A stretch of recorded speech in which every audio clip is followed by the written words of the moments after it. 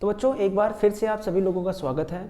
इस वीडियो में हम कंप्लीट करेंगे त्रुटि के पूरे कंसेप्ट को एक ही वीडियो में, और इसके साथ ही इस लेक्चर के जितने भी हैंड रिटन नोट्स हैं वो भी मैं आपको प्रोवाइड कर दूंगा।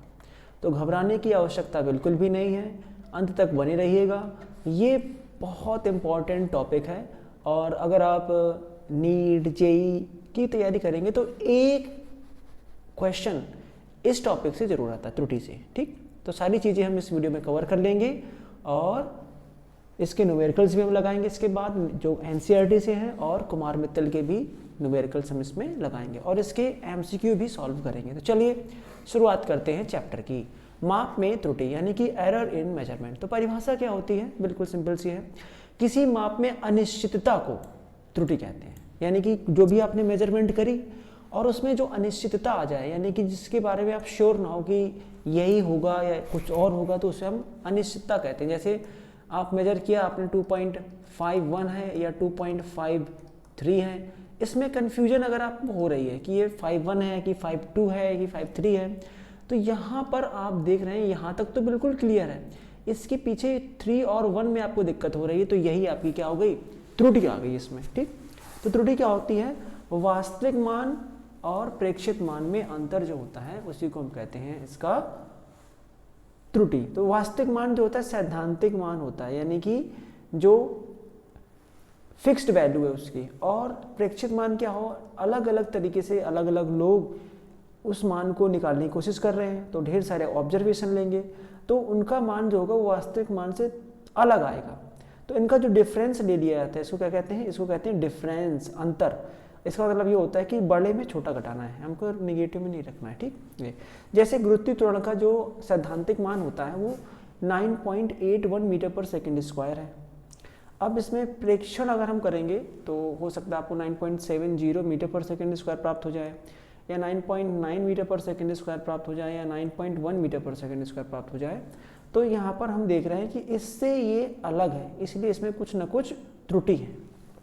ठीक, अब त्रुटियां कितने प्रकार की होती हैं, त्रुटियां 2 प्रकार की होती हैं। एक होती है आपकी क्रमबद्ध त्रुटियां और दूसरी होती है यादृच्छिक त्रुटियां। तो क्रमबद्ध त्रुटि को कहते हैं हम सिस्टमैटिक एरर, और यादृच्छिक त्रुटियों को हम कहते हैं रैंडम एरर्स। ठीक, तो क्रमबद्ध त्रुटियों को हम 3 पार्ट में बांट सकते हैं। नंबर 1 यंत्रगत त्रुटियां। तो यंत्रगत त्रुटियां यानी कि इंस्ट्रूमेंटल एरर, यानी कि जो यंत्र हम इस्तेमाल कर रहे थे उसमें कोई कमी आ गई है, तो अब जो भी रीडिंग आप उससे लेंगे उसमें कमी आएगी, तो यानी कि ये हो गई हमारी यंत्रगत त्रुटियां।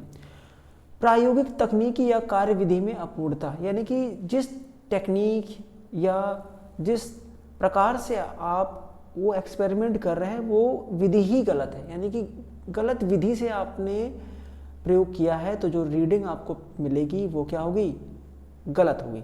ठीक, अब तीसरा है व्यक्तिगत त्रुटियां, यानी कि यंत्र भी सही है और जो विधि आप यूज कर रहे हैं वो भी सही है, लेकिन आप रीडिंग लेने में गलती कर दे रहे हो, आप रीडिंग सही से ले नहीं पा रहे हो, तो भी त्रुटियां आ जाएंगी। ठीक, तो इसको हम कहेंगे पर्सनल एरर। तो ये 3 त्रुटियां हो गई। सिस्टमैटिक एरर, तो सिस्टमैटिक एरर्स का क्या होता है कि इनको दूर किया जा सकता है। जैसे अगर आपका यंत्र खराब है तो यंत्र सही कर लो, तकनीकी सही नहीं है तो उसको सही कर लो, और व्यक्तिगत गलतियां कर रहे हो तो उस गलतियों को सुधार लो।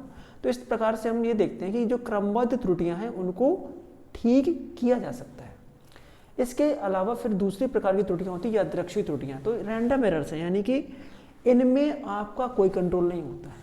ठीक, जैसे आप कोई रीडिंग ले रहे हैं और बाहर धूप निकली थी, अब हो सकता है कि थोड़ा सा बादल आ जाए ऊपर, और वो बादल इतना महीन रहा हो कि उसकी वो आपको आभास ना हो पाए।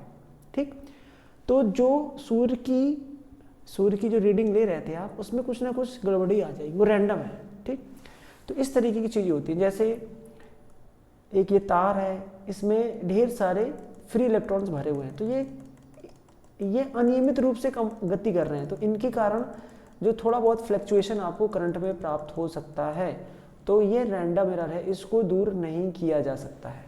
ये चीज़ें, यही चीज़ देखा होगा आपने, जो इलेक्ट्रिकल इंस्ट्रूमेंट होते हैं उसमें कुछ सरसराहट की आवाज़ आती है, वो सरसराहट की आवाज़ इन्हीं रैंडम इलेक्ट्रॉन्स के कारण आती है, इनको दूर नहीं किया जा सकता है। ठीक, ये आपको बहुत ज़्यादा याद करने की आवश्यकता नहीं, सुनने की आवश्यकता थी। अब मेन चीज़ शुरू होती है, अब होती है निरपेक्ष त्रुटि। तो निरपेक्ष त्रुटि क्या होती है? Absolute error. तो वास्तविक मान और प्रेक्षित मान का जो डिफरेंस होता है वही हमारा क्या कहलाता है? निरपेक्ष त्रुटि। तो क्या है? यदि किसी भौतिक राशि का वास्तविक मान a तथा भिन्न भिन्न प्रेक्षणों में उसके मान a1 a2 an हैं, तब मापन में निरपेक्ष त्रुटि क्या आएगी? डेल्टा a बराबर a difference a1 a difference a2 a difference a1। तो डेल्टा a1 ये पहली त्रुटि हो गई। डेल्टा से हम ये प्रदर्शित अंतर को प्रदर्शित कर रहे हैं, जब भी डेल्टा लगा होगा वो अंतर को प्रदर्शित कर रहा होगा, डिफरेंस को प्रदर्शित कर रहा है।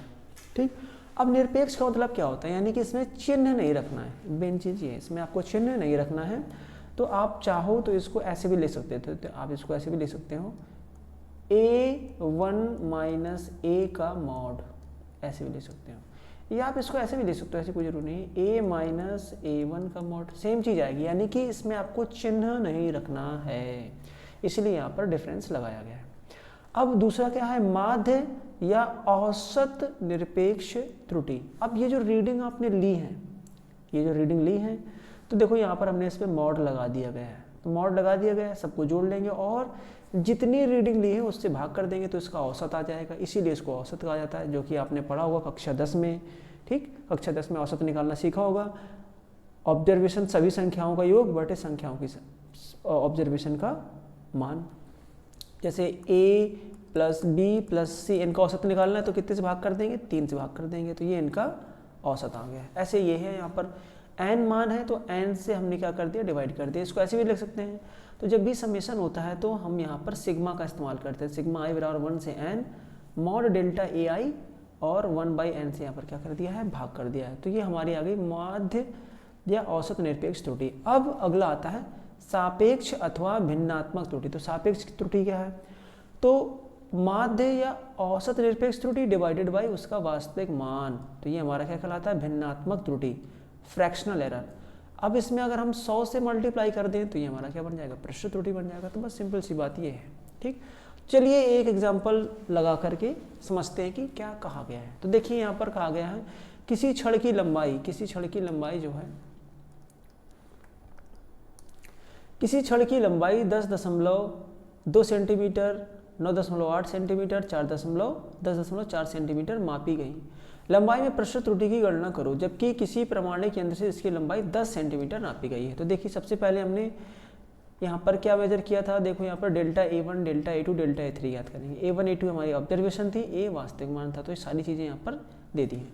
तो a हमको दिया है कितना है? 10.0 सेंटीमीटर प्रमाणिक मान है। a1 कितना है? 10.2 सेंटीमीटर, ये है 9.8 सेंटीमीटर, ये है 10.4 सेंटीमीटर। अब डेल्टा a1 ज्ञात करेंगे। तो डेल्टा a1 कितना हो जाएगा? ये हो जाएगा 10.2 माइनस 10.0 बराबर 0.2।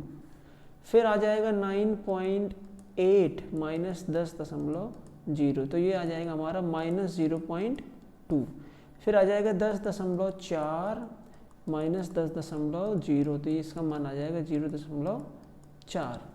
अब ये तो आ गई निरपेक्ष त्रुटियाँ। अब औसत निरपेक्ष त्रुटि मेजर करेंगे तो यहाँ पर वैल्यू रखेंगे सबकी। डेल्टा a1 कितना है?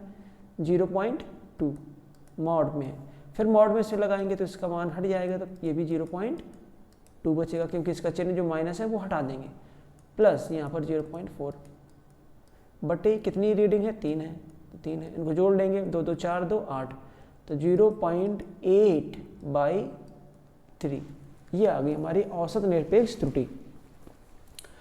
अब हम क्या करेंगे? भिन्नात्मक त्रुटि ज्ञात करनी है। तो भिन्नात्मक त्रुटि कितनी होती है?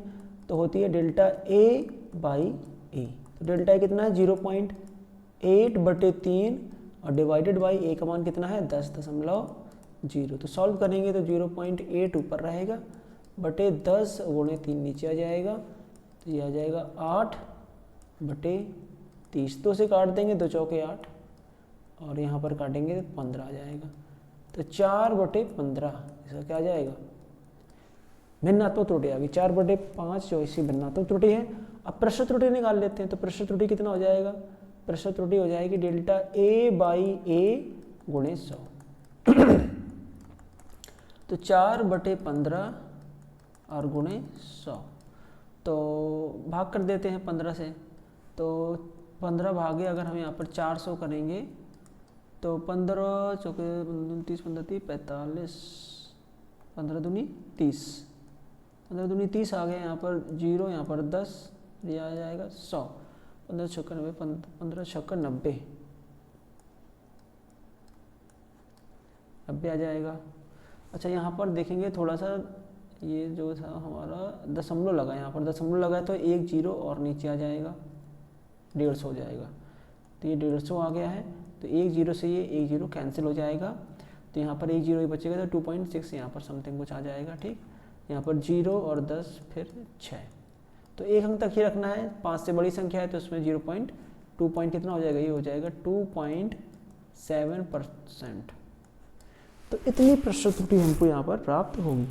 तो आशा करता हूँ ये वाला टॉपिक आपको समझ में आ गया होगा कैसे इसको करना है। अगर नहीं आ रहा तो एक बार दोबारा से देख लीजिए। ठीक, आगे बढ़ते हैं। अब हमको देखना है त्रुटियों का संयोजन, त्रुटियों का संयोजन।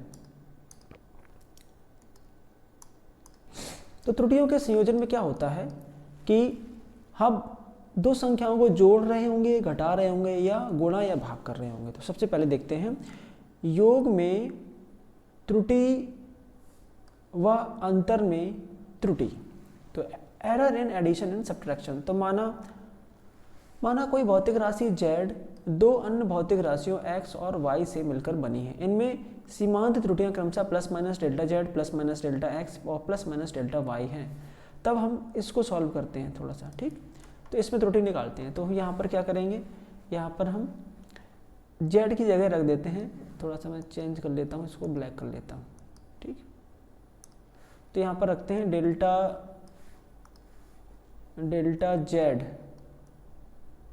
तो z plus minus delta z बराबर कितना हो जाएगा, x plus minus delta x plus y plus minus delta y। अब हम क्या करेंगे, यहाँ पर x और प्लस y को एक जगह रख लेंगे, इन दोनों को। देखो इन दोनों को प्लस में रहेगा, और प्लस माइनस डेल्टा x अलग और प्लस माइनस डेल्टा y अलग, और यहाँ पर आ जाएगा z plus minus delta z। अब x प्लस वाई किसके बराबर था, z के बराबर था। तो यहाँ पर हम क्या ले सकते हैं, z ले सकते हैं, और प्लस माइनस कॉमन कर सकते हैं यहाँ पर।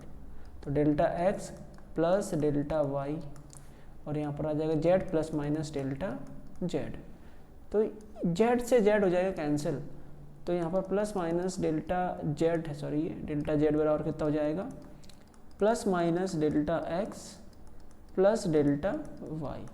अब यहाँ से अगर हमको इन दोनों को चाहे तो हम कैंसिल कर सकते हैं। तो डेल्टा z कितना हो जाएगा, डेल्टा z बराबर हो जाएगा डेल्टा x और प्लस डेल्टा y। तो यही हमारा क्या आ जाएगा, ये हमारा आंसर आ जाएगा। तो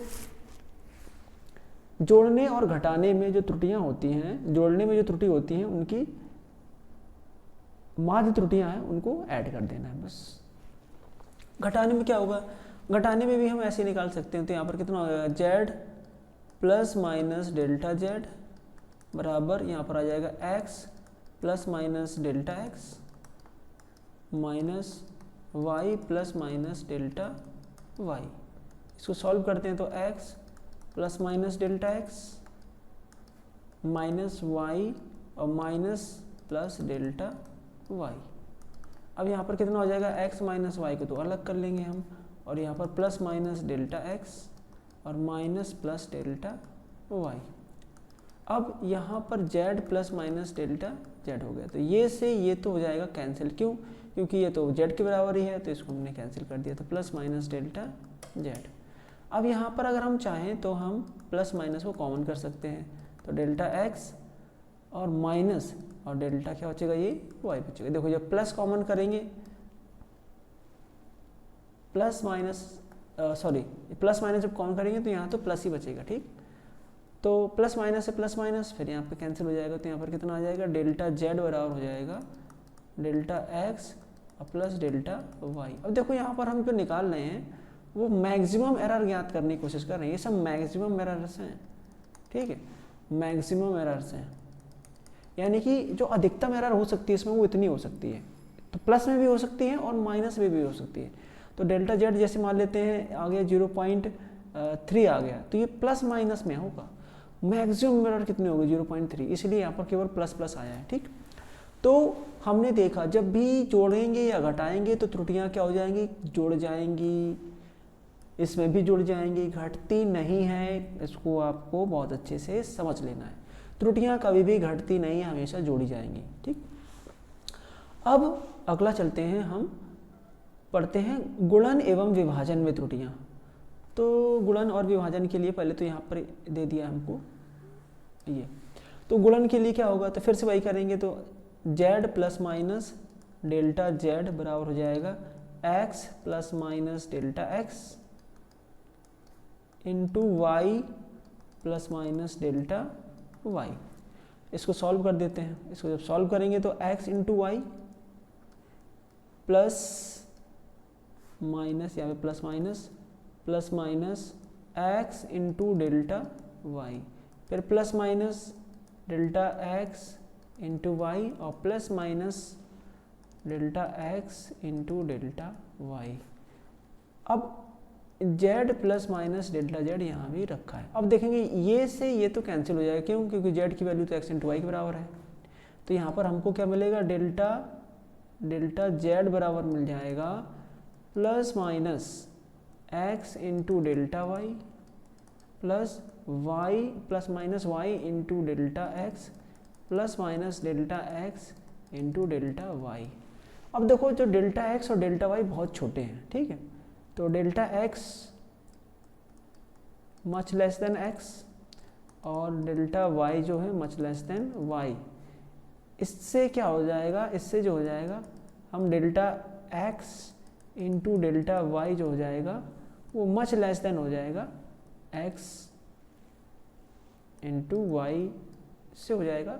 इसका मतलब ये है कि ये जो मल्टीप्लिकेशन है इनके इन दोनों टर्म्स के कंपैरिजन में बहुत छोटा होगा, इसलिए इसको हम क्या कर देंगे, इसको हम छोड़ देंगे। तो हमको मिल जाएगा प्लस माइनस डेल्टा जेड बराबर आ जाएगा प्लस माइनस डेल्टा एक्स,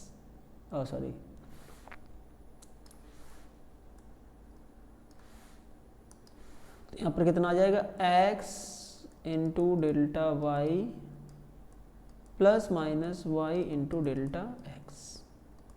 अब हमको चाहिए क्या, मैक्सिमम एरर चाहिए, मैक्सिमम एरर फॉर मैक्सिमम अधिकतम एरर के लिए हम केवल प्लस चिन्ह लेंगे। ठीक है, तो डेल्टा जेड बराबर कितना हो जाएगा, डेल्टा जेड बराबर हो जाएगा X into delta Y plus Y into delta X maximum के लिए। अब देखो एरर तो होगी, कभी प्लस ले लो इसका माइनस ले लो, इसका माइनस ले लो इसका प्लस ले लो, दोनों माइनस माइनस ले लो, दोनों प्लस प्लस ले लो, तो कुछ भी हो सकता है। लेकिन हमको मैक्सिमम निकालनी है, तो मैक्सिमम कब होगी, जब ये दोनों पॉजिटिव पॉजिटिव हो और इधर ही पॉजिटिव या ये निगेटिव हो तो ये सब निगेटिव हो। तो इस तरीके से मैक्सिमम के लिए लिया गया है। अब ये थोड़ा सा अलग रूप है, तो हम क्या करेंगे यहाँ पर x इंटू वाई से या जेड से भाग करा देंगे। तो जेड से भाग करा दिया तो जेड से इसमें भाग करा देंगे, जेड से इसमें भाग करा दिया, तो ये क्या बन जाएगा यहाँ पर x इंटू डेल्टा वाई बटे x इंटू वाई, जेड का मान रख दिया, और y इंटू डेल्टा एक्स बटे x इंटू वाई। अब देखो यहाँ पर x से x कैंसिल और y से y कैंसिल, तो यहाँ पर क्या बच जाएगा,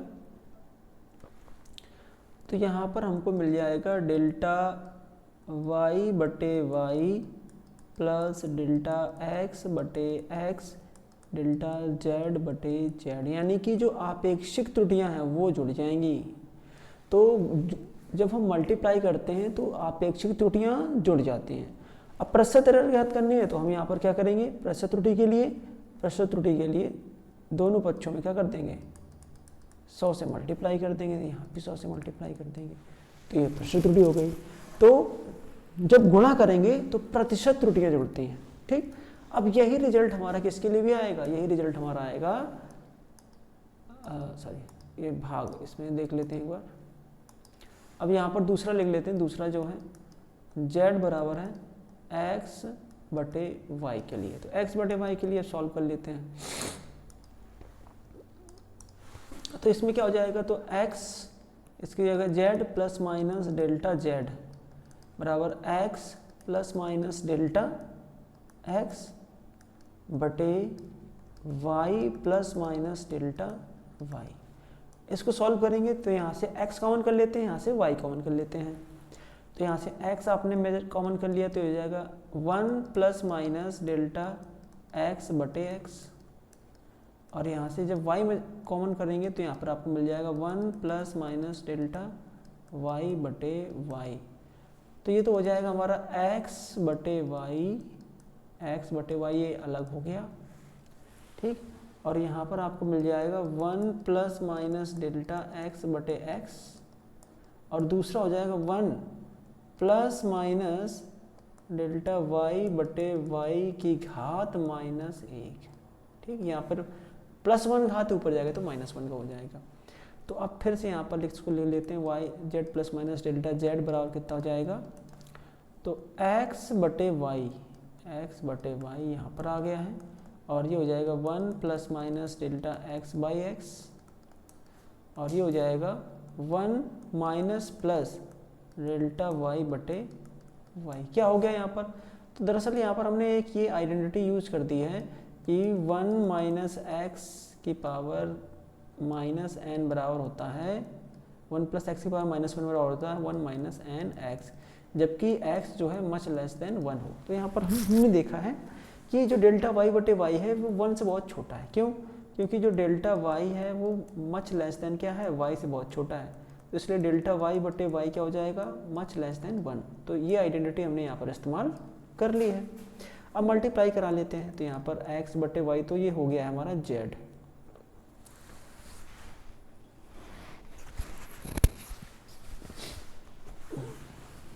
तो x बटे y तो z हो गया है, x बटे y को, तो x बटे y को x बटे y रखते हैं, और यहाँ पर इसको मल्टीप्लाई करा लेते हैं। तो एक बार इसका इस 1 से करेंगे तो 1 आ जाएगा, पर 1 माइनस प्लस डेल्टा y बटे y, फिर इसका करेंगे तो प्लस माइनस डेल्टा x बटे x, और plus minus delta x into delta y बटे x इंटू y, और ये कोष्टक बंद कर देंगे, ठीक।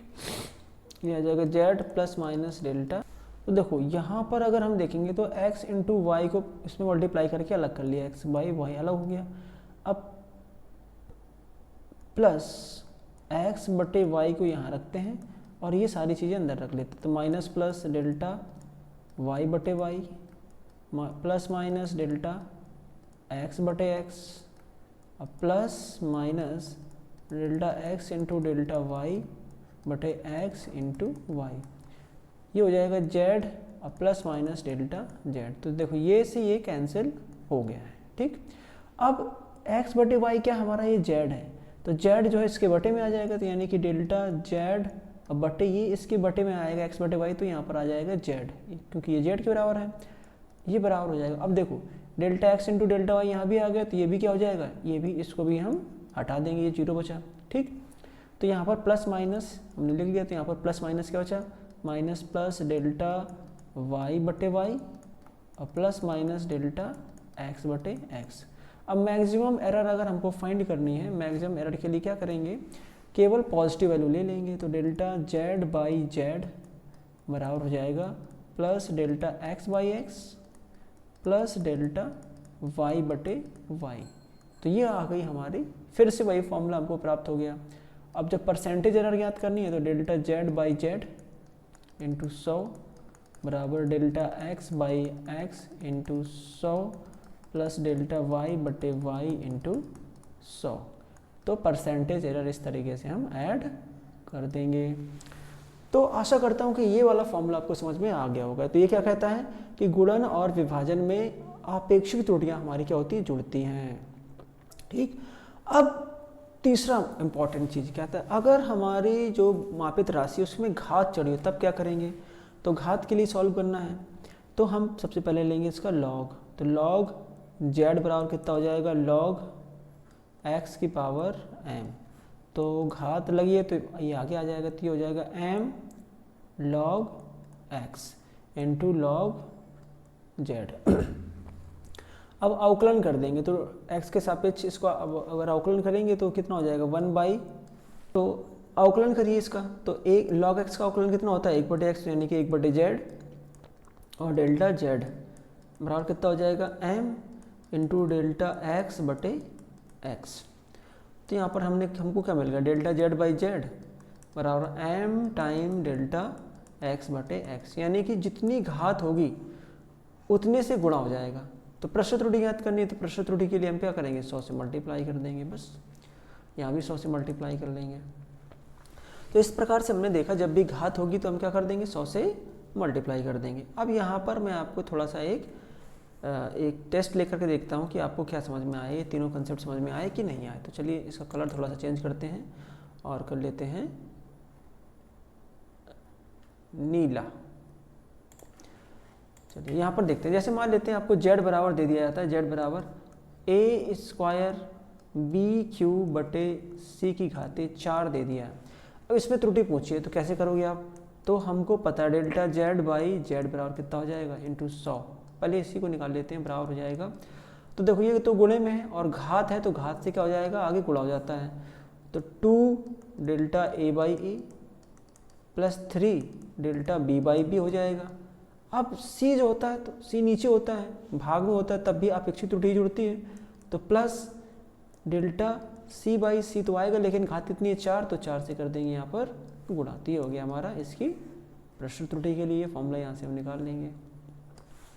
तो इस तरीके से आपको इसमें करना है, ये IIT JEE में भी इस तरीके के सवाल पूछे जा चुके हैं आपसे, ठीक। अब जो है हमको ये देखना है, बस इसमें एक कंसेप्ट आपको देखना है कि किसी मापक यंत्र द्वारा ली गई माप में अधिकतम त्रुटि तथा प्रश्न त्रुटि का आकलन। तो देखिए 2 रीडिंग यहाँ पर आपको दी गई है, तो इसमें सबसे पहले क्या है, अल्पतमांक क्या होती है। अल्पतमांक क्या होती है, प्रत्येक मापक यंत्र की यथार्थता की एक सीमा होती है, ऐसे यंत्र की अल्पतमांक कहते हैं। सीधी से मतलब ये है कि जो भी इंस्ट्रूमेंट आप मेजर कर रहे हैं, यूज कर रहे हैं, उसकी एक सबसे छोटी इकाई होती है जिसको वो मेजर कर सकता है। उससे छोटी माप अगर आप उससे करेंगे तो वो गलत आएगा, ठीक। जैसे हमारा जो आप स्केल यूज करते हैं वो 1 मिलीमीटर, सबसे छोटी जो दूरी मेजर कर सकता है वो 1 मिलीमीटर है। अगर उससे आप 0.1 मिलीमीटर मेजर करने की कोशिश करोगे तो आंसर आपका गलत आएगा, कर ही नहीं पाओगे, गलत क्या आएगा, ठीक। तो जैसे L1 की वैल्यू 2.50 सेंटीमीटर दे दिया और L2 की 2.50 सेंटीमीटर दे दिया, तो ये ऐसे इंस्ट्रूमेंट से मेजर करा गया है जो दशमलव के 2 अंकों तक सही मेजर कर सकता है, और ये दशमलव के केवल 1 अंक तक मेजर कर सकता है, ठीक। तो यहाँ पर इसकी अल्पतमांक क्या होती है, अल्पतमांक में बस आखिरी अंक में 1 रख देना, बाकी सब में 0 दशमलव लगा देना वहीं पर, तो ये अल्पतमांक आ गई। इसकी अल्पतमांक आखिरी अंक में 1 रखेंगे, बाकी सब में 0 रखेंगे, तो इसकी अल्पतमांक आ गई, सेंटीमीटर में आएगी। प्रश्न त्रुटि क्या होती है, अल्पतमांक बटे ये, यानी कि डेल्टा L बटे L यहाँ पर रखेंगे और इसको सॉल्व करेंगे तो यहाँ पर आएगा 0.4%। सेम चीज़ यहाँ पर करेंगे 0.1 सेंटीमीटर बटे 2.5 सेंटीमीटर इंटू 100, तो यहाँ पर आ गया 4%। तो हमने देखा यहाँ पर कि अल्पतमांक जितनी छोटी होगी उसमें प्रश्न त्रुटि क्या होगी, उतनी ही कम होगी। अर्थात जो प्रश्न त्रुटि होगी वो अल्पतमांक के व्युत्क्रमानुपाती होती है, या अर्थात प्रश्न त्रुटि जो होती है वो सार्थक अंकों पर निर्भर करता है या मापक यंत्र के अल्पतमांक पर निर्भर करता है। तो आपका मापक यंत्र जितना ज़्यादा यथार्थ होगा, यानी कि जितनी छोटी छोटी माप को ले सकता है, उस मापन में उतनी ही कम प्रश्न त्रुटि आएगी। तो ये आपको कंसेप्ट यहाँ पर याद रखना है। तो आपसे डायरेक्ट क्वेश्चन ये पूछ सकता है कि ये 2 मापें दे दी हैं, किसके मापन में प्रश्न त्रुटि सबसे कम होगी इसमें। जैसे मान लेते हैं यहाँ पर एक टेस्ट ले लेता हूँ तुरंत, क्विक टेस्ट। 3 रीडिंग दी गई, 3.15 और एक है 3.152 और एक है 3.1। तो A, B और C में आपको बताना है किस में जो है प्रश्न त्रुटि सबसे ज़्यादा होगी। तो जिसमें सबसे कम सार्थक अंक होंगे, जिसमें सबसे कम अल्पतमांक, सबसे ज़्यादा अल्पतमांक किसका है, इसका है, दशमलव के 1 ही अंक तक है। तो ये हमारा हो गया राइट आंसर, यानी कि C। अब चलते हैं सार्थक अंकों की ओर। सार्थक अंक क्या होते हैं, तो सार्थक अंक क्या है, किसी राशि की माप में यथार्थतापूर्वक ज्ञात अंकों को तथा पहले संदिग्ध अंक को सार्थक अंक कहते हैं। जैसे वर्नियर कैलिपर्स के लिए 8.62 सेंटीमीटर में अंतिम ये जो अंक है, दो जो है संदिग्ध है, ये जो है ये यथार्थ है और दो जो होता है वो संदिग्ध होता है, क्योंकि 8.61 और 8.63 के बीच में आप कोई भी रीडिंग ले लो वो हमेशा 8.62 ही पढ़ी जाएगी, इसके अलावा और कुछ नहीं पढ़ सकते हो। क्यों नहीं पढ़ सकते हो? क्यों? क्योंकि हमारा यंत्र जो है 8.611 को मेजर नहीं कर सकता है, 8.611 को मेजर नहीं कर सकता है, 8.69 को मेजर नहीं कर सकता है। तो ये वाला जो अंक आएगा, यानी यहाँ पर हमने लिख तो रखा है यहाँ पर 2, लेकिन हो सकता है कि वो 19 रहा हो, इसलिए ये वाला जो अंक है वो हमारा कैसा है? संदिग्ध है बेटा। ठीक, अब सार्थक अंक कैसे पहचाने जाते हैं तो उसको हम देख लेते हैं यहाँ पर। ठीक, तो प्रत्येक अशून्य अंक, जो प्रत्येक अशून्य अंक है वो सार्थक होता है, यानी कि 0 को छोड़कर बाकी सारे जो अंक होते हैं वो कैसे होते हैं? सार्थक होते हैं। तो इसमें कितने सार्थक अंक हैं? 4 सार्थक अंक हैं। फिर दशमलव तथा दशमलवहीन दोनों ही प्रकार की संख्याओं में 2 अशून्यों के बीच स्थित शून्य सार्थक होते हैं, यानी कि जैसे एक 8 है और एक 1 है तो अशून्य है, तो इनके बीच में कितने भी 0 रखेंगे वो सब सार्थक होंगे। तो यहाँ पर कितने सार्थक अंक हो गए? 4 सार्थक अंक हो गए। फिर दशमलव विहीन संख्या में अंतिम अशून्य अंक के दाईं ओर के शून्य सार्थक नहीं होते। कहने का मतलब यह है, कोई संख्या है उसका आखिरी अंक ये है, आखिरी अशून्य ये है, इसके बाद जितने भी 0 आएंगे वो सब सार्थक नहीं माने जाएंगे, तो इसमें केवल 2 सार्थक अंक है। लेकिन अगर ये कोई वास्तविक माप हो, इसके नीचे पीछे लिख दिया इतने किलोग्राम, तो इसमें 4 सार्थक अंक हो गए हैं। ठीक, सिर्फ संख्या लिख दी जाएगी तो 0 को काउंट नहीं करना है, अगर माप लिख दी जाएगी तो फिर इसको मेजर, इसको सार्थक अंक में गिनना है, तो इसमें 4 सार्थक अंक हो गए। अब दशमलव संख्या में दशमलव संख्या के बाद अंतिम अशून्य के दाईं ओर स्थित शून्य सार्थक होते हैं। तो दशमलव के बाद अंतिम अशून्य के बाद जितने भी 0 यहाँ पर रखे जाएंगे वो सार्थक होते हैं, चाहे इसमें माप लिखी हो या ना लिखी, उससे कोई फर्क नहीं पड़ता। दशमलव वाली संख्याओं में, दशमलवहीन संख्या में नहीं होता है, माप लिख देंगे तो फिर हो जाएगा। ठीक, और दशमलव संख्या में प्रारंभ में शून्य, प्रारंभ में शून्य और पहले अशून्य के पहले जितने भी शून्य होंगे ये सब सार्थक नहीं होते हैं। ठीक, तो इसमें कितने सार्थक अंक हैं? 2। तो चलिए सार्थक अंकों को यहाँ पर एक बार अभ्यास कर लेते हैं। इसमें कितने सार्थक अंक हैं? तो सभी अशून्य, तो 1 2 3 अशून्य है और अशून्य के बीच स्थित शून्य जो होता है सार्थक होता है, तो इसमें कितने सार्थक अंक हो गए? 4 हो गए। अब इसमें क्या है, ये आखिरी अशून्य है, इसके बाद 0 रखें, कोई यहाँ पर रीडिंग नहीं लिखी है, तो ये सार्थक नहीं होंगे, केवल ये 2 सार्थक अंक होंगे, 2।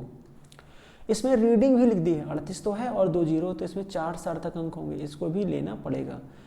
अब यहाँ पर देखेंगे ये वाला 0 और यहाँ पर 0 और फिर दशमलव के बाद 0, तो इसको सार्थक नहीं लेंगे, लेकिन 2 अशून्य के बीच जो शून्य होते हैं वो सार्थक होंगे, तो इसको लेना पड़ेगा, तो यहाँ पर 3 हो जाएगा। फिर यहाँ पर देखेंगे इसके पहले जितने भी शून्य हैं वो कोई सार्थक नहीं होंगे, क्योंकि यहाँ पर 0 रखा है, और इसके बाद के सारे शून्य सार्थक होंगे, तो यहाँ पर 4 सार्थक अंक हैं। यहाँ पर देखेंगे एक अशून्य ये है, एक अशून्य ये है, इसके बीच स्थित शून्य सार्थक होते हैं, तो ये सार्थक होगा, और दशमलव के दाईं ओर वाले शून्य सार्थक होते ही हैं, तो सारे सार्थक होंगे, तो 1 2 3 4 5 6, यहाँ पर 6 सार्थक अंक हैं। फिर यहाँ पर देखेंगे तो यहाँ पर तो सारे ही सार्थक अंक हैं, और दशमलव के बाद ये सारे सार्थक अंक सार्थक लिए जाते हैं, तो यहाँ पर कितने हो जाएंगे? 1 2 3 4 5 6, तो यहाँ पर 6 सार्थक अंक हो जाएंगे। तो यही हमारा हो गया इस तरीके से एक्सरसाइज। अब हम देखते हैं सार्थक अंकों के गुण। तो सार्थक अंकों के गुण क्या हैं? देखो, कुछ चीज़ें आपको याद रखनी है कि किसी मापी गई राशि में सार्थक अंकों की संख्या मापक यंत्र की अल्पतमांक पर निर्भर करती है, यानी कि अल्पतमांक जितना कम होगा उसमें सार्थक अंक उतने ही ज़्यादा होंगे। तो ये दशमलव के 2 अंक तक मेजर कर सकता है, ये दशमलव के 3 अंक तक मेजर कर सकता है। इसकी अल्पतमांक है 0.01 और इसकी अल्पतमांक है 0.001। तो जितना छोटा अल्पतमांक होगा उसमें उतने ही ज़्यादा क्या होंगे? सार्थक अंक होंगे। ठीक, फिर क्या है, दशमलव बिंदु की स्थिति का सार्थक अंक पर कोई प्रभाव नहीं पड़ता है। तो दशमलव चाहे यहाँ लगा दो चाहे यहाँ लगा दो, उससे केवल उसका जो मात्रक है वो चेंज हो जाएगा, लेकिन सार्थक अंकों पर कोई प्रभाव नहीं पड़ेगा। क्यों? ये तो लिखने का मेथड है, लिखने के मेथड से यंत्र पर कोई प्रभाव नहीं पड़ेगा। भाई यंत्र अगर आपने मीटर स्केल ले रखा है तो मीटर स्केल 1 मिलीमीटर से छोटी माप को व्यक्त कर ही नहीं सकता है, तो ये चीज़ आपको याद रखनी है। फिर किसी माप में सार्थक अंक की संख्या जितनी अधिक होगी वह माप उतनी अधिक यथार्थ होगी। तो इनमें सबसे ज़्यादा यथार्थ माप कौन सी है? ये वाली, ये सबसे ज़्यादा एक्यूरेट मेजरमेंट है। किसी माप में सार्थक अंक जितने अधिक होंगे उसकी माप में प्रतिशत त्रुटि उतनी ही कम होगी। हम पहले भी देख चुके हैं। तो क्योंकि इसका अल्पतमांक कम है तो इसमें प्रतिशत त्रुटि क्या आएगी? सबसे कम आएगी, फिर इसमें, और सबसे ज़्यादा त्रुटि होगी वो इसमें होगी। ये सारी चीज़ें आपने देख रखी हैं। वो भी देखो यहाँ पर रखा है 2.5 और 2.50, तो इसमें 4% है, इसमें 0.4% है। ठीक, अब देखते हैं गणना द्वारा प्राप्त फलनों में निरर्थक अंकों का पूर्णांकन, यानी कि राउंडिंग ऑफ। तो राउंडिंग ऑफ करने से पहले थोड़े से नियम जान लेते हैं। तो नियम क्या होता है कि अगर कोई संख्या जो है, जैसे कोई संख्या जो है 5 से बड़ी है, 5 से जो है बड़ी है, जैसे 6, 7, 8, 9 ये है अंक है, ठीक। तो इनको अगर हटाना है, जैसे मान लो इसको हटाएंगे तो ये अगली वाली संख्या में 1 ऐड कर देगा, ठीक। और अगर 4, 3, 2, 1 है, अगर ये है तो ये सीधे ही हट जाएंगे, ये कुछ नहीं कर पाएंगे, ठीक। लेकिन अगर हटाई जाने वाली संख्या 5 है, और अगर हटाई जाने वाली संख्या अगर क्या हो 5 हो और उसके पहले सम संख्या रखी हो, जैसे 4, 5 ये रखा है, अब 5 को हटाना है तो ये सम संख्या है तो इसमें कोई परिवर्तन नहीं होगी, तो 4 का 4 ही बना रहा। लेकिन अगर यहाँ पर रखा होता 9 और 5, अब 5 को जब हटाओगे तो इसमें 1 ऐड करना पड़ेगा। मान लो तो यहाँ पर 7 था तो 7 की जगह यहाँ पर 8 करना पड़ेगा, ठीक। तो 5 को जब हटाओगे तो उसके पहले हमको, तो जब भी 5 को अगर आप हटाएंगे तो अगर उसके पहले सम संख्या है तो सम संख्या में कोई परिवर्तन नहीं होता है, विषम संख्या है तो विषम संख्या में 1 ऐड हो जाता है। अब देखते हैं यहाँ पर जोड़ने व घटाने में क्या परिवर्तन होता है। तो विभिन्न मापों को जोड़ते व घटाते समय अंतिम परिणाम में दशमलव के बाद उतने ही अंक रखने चाहिए जितने कि दशमलव के बाद सबसे कम अंकों वाली माप में हैं, ठीक। कहने का मतलब ये है कि जब जोड़ेंगे घटाएंगे तो दशमलव के बाद काउंट करना। जैसे इसमें कितने दशमलव के बाद 1, इसमें कितने हैं 3, इसमें कितने हैं 2। तो जब हम फाइनल आंसर लिखेंगे तो दशमलव के बाद सबसे कम किसमें है? इसमें है, तो दशमलव के बाद केवल 1 अंक रखेंगे। तो सबसे पहले फटाक से इसको जोड़ लेते हैं। तो इसका ये 3 हो जाएगा, 7 2 9 हो गया, 8 से 14 1 15 हो गया, 7 1 8 1 9 हो गया और 2 हो गया। अब इसको पूर्णांकन करते हैं। तो पूर्णांकन कैसे करते हैं? हमको यहाँ तक रखना है, बाकी सबको हटाना है। तो सबसे पहले 3 को हटाएंगे। 3 क्या है? 5 से छोटा है, कुछ नहीं कर पाएगा, हटाओ इसको। 9 जो है 5 से बड़ा है, ठीक है। तो जब हटेगा तो इसमें 1 ऐड करके जाएगा, तो इसका आंसर कितना आ जाएगा? इसका आंसर आएगा 29.6 सेंटीमीटर, ये हमारा आंसर आ जाएगा। घटाएंगे, घटा के देखते हैं। फिर से दशमलव के बाद सबसे कम इसमें है, तो दशमलव को 1 अंक तक इसको रखना है। तो इसको घटाएंगे, यहाँ तो 0 हो जाएगा। तो 7 में से 0 गए 7, 6 में से 3 गए 3, दशमलव लगाया, 8 में से 5 गए 3 और यहाँ पर आ गया 2। अब दशमलव के 1 अंक तक इसको रखना है, यहाँ तक रखेंगे। 7 को हटाना पड़ेगा, 7 क्या है? 5 से बड़ा है, तो जब 1 हटेगा तो इसमें 1 बढ़ जाएगा, तो इसका आंसर आ जाएगा 23.4 सेंटीमीटर। तो ये हमारा क्या आ जाएगा? ये आंसर आ गया, ठीक। तो जोड़ने और घटाते समय दशमलव के बाद सबसे कम अंक जिसमें होते हैं उतने ही सार्थक अंक यहाँ पर, दशमलव के बाद उतने ही अंक वहाँ पर हमको रखने हैं, ठीक। अब गुणा और भाग में, तो गुणा भाग में नियम बदल जाता है।